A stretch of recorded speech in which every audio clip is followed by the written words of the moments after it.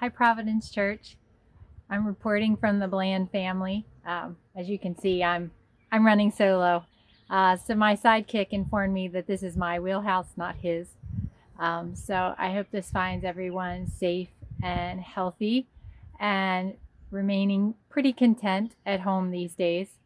So we were asked to let everyone know how we're doing and hopefully share something that would be encouraging. And I have to say that we're on the blessing side of the situation.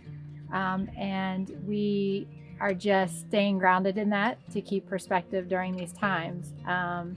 We're fortunate that Matt's been able to continue to work, that we're healthy, and that we really aren't facing any hurdles. So, in keeping that in mind, we're very aware of what some of our friends are up against, that are in treatment and trying to navigate the healthcare system during this time, and our friends that are in the medical field and first responders and that are dealing with this day in and day out, the burdens and the stressors of that.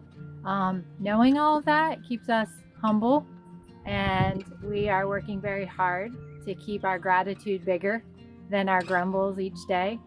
There's definitely been some rough days that we've needed to redeem, and we thank God for new mercies every day. But we have a lot to be grateful for. This is probably the strangest season of our life experienced as a family. It's definitely not the most painful. So, as this all started happening and there was a lot of fear and unknowns, we really kind of pulled from our journey with Matt's cancer, the feeling of not having control and really having to take one day or even 1 hour at a time and letting other people, whether it's the government, leadership, medical community, tell us what we can or can't do or what they're advising. So just as I had zero control over Matt's cancer and what was about to happen that year, we really didn't have any control on these events. So we've drawn from that. The fact that we are limited in what we can do or can't do, although we still have a lot of freedoms, and very thankful for that. Each time we go out for a hike or a walk or are able to go and grab groceries at our will, we think of our friends Kyle and Rebecca in Italy, who are beyond 50 days of quarantine or self-isolation in their apartment with their littles. So again, it's a lot to be grateful for, a lot to keep us grounded during this time. We are thankful for the family time, that in a matter of hours, our schedule and calendar was wiped clean, and that we've really been able to focus on family dinners and worship time and going to church anytime we want, thankfully to technology, and are so appreciative to Providence Church and our youth ministry on Wednesday nights and the prayer calls on Thursday and all the work that's being done for our at-home worship kids on Sunday.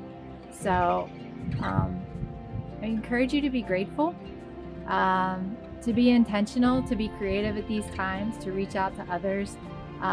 You can still visit, you can still bless others. You just need to maybe think out of the box a little bit.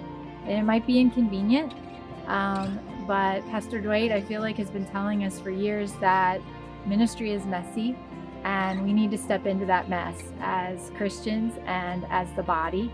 And there's no better time than the present to step into that mess and be inconvenienced a little so that we can love well and be intentional for others. So again, I hope you're well, and keeping perspective in these times, and really leaning in hard to see what God has in store for us and how we can grow and serve at this time. Take care, Providence Church, and the best from the Bland family.